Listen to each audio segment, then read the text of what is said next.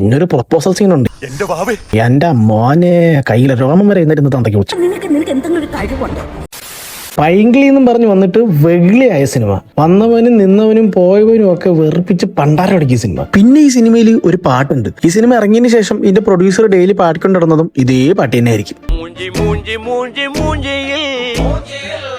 ഏറ്റവും കൂടുതൽ വെറുപ്പിക്കൽ ആരായിരിക്കും എന്നുള്ള മത്സരമായിരുന്നു ഇതിൽ അങ്ങോട്ടും ഇങ്ങോട്ടും. പക്ഷെ അതില് ജയിച്ചത് അതെ അനശ്വരയാണ്. അനശ്വരയുള്ള സിനിമകളിൽ വേറെ ആരെയും അനശ്വരയ്ക്ക് മുകളിൽ വെറുപ്പിക്കാൻ അനശ്വര സമ്മതിക്കില്ലല്ലോ. സോ ഇവിടെയും ലീഡിങ് പുള്ളിക്കാരി തന്നെയാണ്. അനശ്വരയുടെ ക്യാരക്ടറിനെ കുറിച്ച് പറഞ്ഞു കഴിഞ്ഞാൽ ഈ ക്യാരക്ടറിന് ഒരു പ്രത്യേകതയുണ്ട്.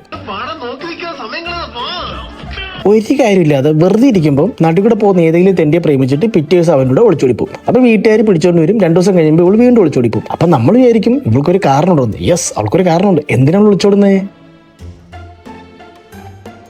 അവൾക്കും അറിയാൻ പാടില്ല അവൾ എന്തിനാ വിളിച്ചോടുന്നത്. വെറുതെ ഇരിക്കുമ്പോൾ അവൾക്ക് ഇറങ്ങി ഓടാൻ തോന്നും. അവൾ ആരെങ്കിലും പ്രേമിക്കും, ഇറങ്ങിപ്പോകും. ഇവൾക്ക് പ്രേമിക്കാൻ വേണ്ടി മാത്രം ആ നാട്ടിൽ കുറെ പൊട്ടന്മാരുണ്ട്. അതിലൊരു പൊട്ടനാണ് നമ്മുടെ റിയാസ് ഖാൻ. ഈ റിയാസ് ഖാൻ എന്ന് പറഞ്ഞാൽ നാട്ടിലെ വലിയൊരു ഗുണ്ടയാണ്. പക്ഷേ ഇവളെ കാണുമ്പോൾ ഗുണ്ട എങ്ങോട്ട് അലിയും. എന്നിട്ട് ഇവളുടെ കൂടെ ഒളിച്ചോടിപ്പോകും. ഒളിച്ചോടിപ്പോയി ഒരു രാത്രിക്കുള്ളിൽ തന്നെ വീട്ടുകാർ കണ്ടുപിടിക്കും. എന്നിട്ട് വീട്ടുകാർ പിടിച്ചോണ്ട് വരും. ഒരു ഉളുപ്പില്ലാണ്ട് ഇവളെ വീട്ടിൽ കയറ്റും. 2 ദിവസം കഴിയുമ്പോൾ ഇവൾ ഒരു ഉളുപ്പില്ലാണ്ട് വീണ്ടും ഇറങ്ങിപ്പോവും. ഒരു ഉളുപ്പില്ലാത്തൊരു വീട്ടുകാരും ഒരു ഉളുപ്പില്ലാത്തൊരു മോളും. എന്താണ് ഇവൾ ഉദ്ദേശിക്കുന്നതെന്ന് അവൾക്കും അറിയില്ല, കാണുന്നത് നമുക്കും മനസ്സിലാവില്ല. രണ്ടാമത്തെ വെറുപ്പിക്കൽ സ്റ്റാറാണ് നമ്മുടെ സുഗു. സുഗു എന്ന് പറഞ്ഞാൽ നാട്ടിലെ വളരെ നല്ലൊരു മനുഷ്യനാണ്. പക്ഷെ സുഗുവിനൊരു പ്രശ്നമുണ്ട്.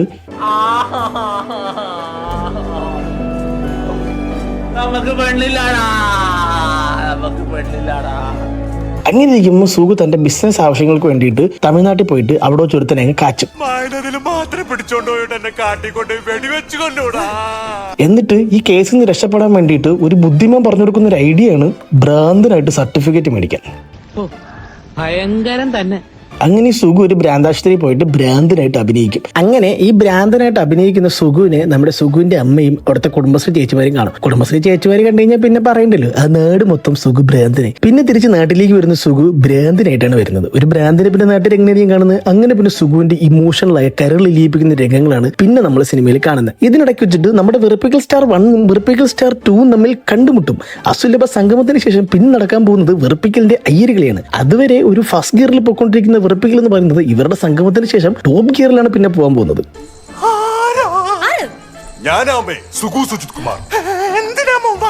അങ്ങനെ നമ്മുടെ വെറുപ്പിക്കൽ സ്റ്റാർ 1 വെറുപ്പിക്കൽ സ്റ്റാർ 2 വീട്ടിലേക്ക് വരും. ഇവൾക്ക് ഇവിടുന്ന് പോകാൻ ഉദ്ദേശമില്ല. ഇവൾ എന്തിനാണ് ഇവിടെ വന്നതെന്ന് അവൾക്കറിയില്ല. ഇവൾ എന്താണ് ഇവിടുന്ന് പോകാത്തതെന്ന് അവൾക്കറിയില്ല.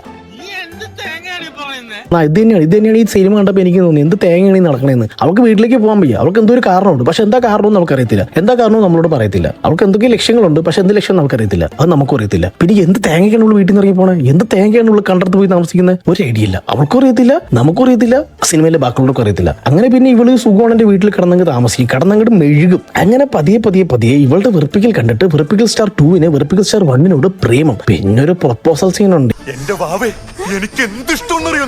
എന്റെ മോനെ കയ്യിലെ രോമം വരെ എന്നിട്ട് തന്തയ്ക്ക് വിളിച്ചു. സത്യം പറഞ്ഞു കഴിഞ്ഞാൽ 1950 പടങ്ങളിൽ പോലും ഇത്രയും വൃത്തിയുടെ ഒരു പ്രൊപ്പോസൽ സീൻ ഉണ്ടാവില്ല.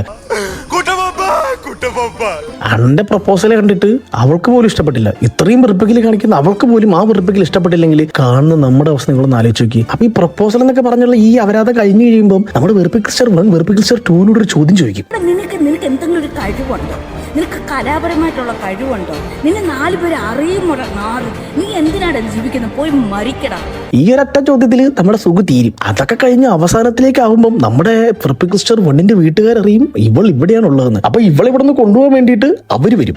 അവര് വന്നു കഴിയുമ്പോൾ അവള് പറയും എനിക്ക് 18 വയസ്സായി, എനിക്ക് വരാൻ താല്പര്യമില്ല, ഞാൻ ഇവിടെ താമസിക്കാൻ വന്ന്. അപ്പൊ നമ്മുടെ സുഖണ്ണൻ, അതായത് നമ്മുടെ വെറുപ്പിക്കൽ സ്റ്റാർ 2 അവളെ അവിടെ നിന്ന് അവര് കൊണ്ടുപോകാതിരിക്കാൻ വേണ്ടിയിട്ട് അവിടെ ഒരു പെർഫോമൻസ് നടത്തും. ഒരു മാരക പെർഫോമൻസ്. നമ്മുടെ ഈ ഓന്തിന് മൂക്കുപൊടി കൊടുത്തു കഴിഞ്ഞാൽ അത് കിടന്ന് തുള്ളുന്നില്ലേ, അതിന്റെ അപ്പുറം മണ്ണം കിടന്ന് തുള്ളി. ഇതൊക്കെ കഴിഞ്ഞ് നമ്മൾ വിചാരിക്കും ഓക്കെ ഈ അപരാധത്തോടു കൂടി സിനിമ കഴിഞ്ഞു വന്നു. ഇല്ല, കഴിഞ്ഞിട്ടില്ല. അവസാനം ലാസ്റ്റ് കുറച്ച് നന്മ കൂടെ വിതറിയില്ലെങ്കിൽ എങ്ങനെ സിനിമ അവസാനിക്കും? അങ്ങനെ വെറുപ്പിക്കൽ കൊണ്ട് അമ്മാനവാടി ഈ സിനിമ അവസാനിക്കുകയാണ്. ഈ സിനിമ മൊബൈൽ കണ്ടിട്ട് പോലും ഞാനിങ്ങനെ ഓടിച്ച് കണ്ടിട്ട് പോലും ഈ പണ്ടാര പടം തീരുന്നില്ലായിരുന്നു. ഇതൊക്കെ തിയേറ്ററിലിരുന്ന് കണ്ടവരുടെ അവസ്ഥ ഞാനൊന്ന് ആലോചിക്കുന്നത്. ഇത്രയും മാസ്മരികമായ പെർഫോമൻസ് ഒക്കെ അവരെങ്ങനെ പിടിച്ചു നിന്നു.